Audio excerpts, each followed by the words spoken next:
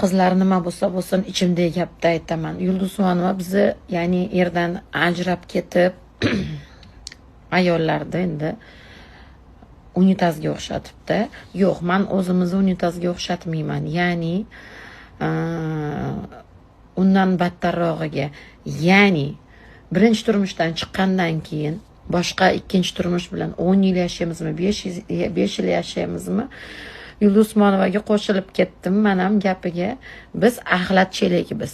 Sababi axlatini to'kib, axlatini yaxshilab to'kib bo'lgandan keyin axlat chelak bizda, bizga axlatini to'kadi.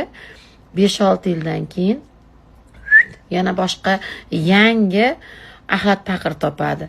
Tak что qizlar, endi meni ham gapiringlar, o'zi problemam kam edi.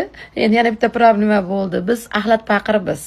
Birinchi turmushdan keyin, ya'ni mana keladi-ku, yashaymiz, 1 yil, 2 yil, 3 yil yashaymiz. Bo'ldi, ketdi. Yulduz Usmonovayu unitaz deb qo'yibdi. Qog'ozga o'rab aytilganda, u musorini to'kib ketadigan qulay axlat paqir biz. Endi meni yeylar. Endi meni chiqaringlar. Bu haqiqat. Birinchi turmushdan ketgandan keyin haqiqat.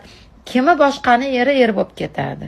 Hamma o'zini axlatini to'kkani biz turmushdan ajragan ayollarga keladi. Tan olaylik.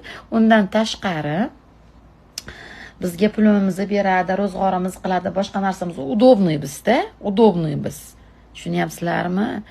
Tan olaylik. Endi hozir yozasizlar, sen o'zing axlat paqirga o'xshatding, sen palonga o'xshatding, albatta. Albatta. Ajrimlar kamaysin. Biz qilgan xatoni biz 40 ga qarab ketyapmiz. Bir kam 40 yoshmiz. Biz qilgan xatoni yoshlar qilmasin. Bizdaqa unitaz, axlat paqir bo'lib qolmasin. Endi meni so'kinglar, endi meni g'iybat qilinglar. Tan olish ham bir mardning ishi bo'ladi. Nima deyishsen deyishur.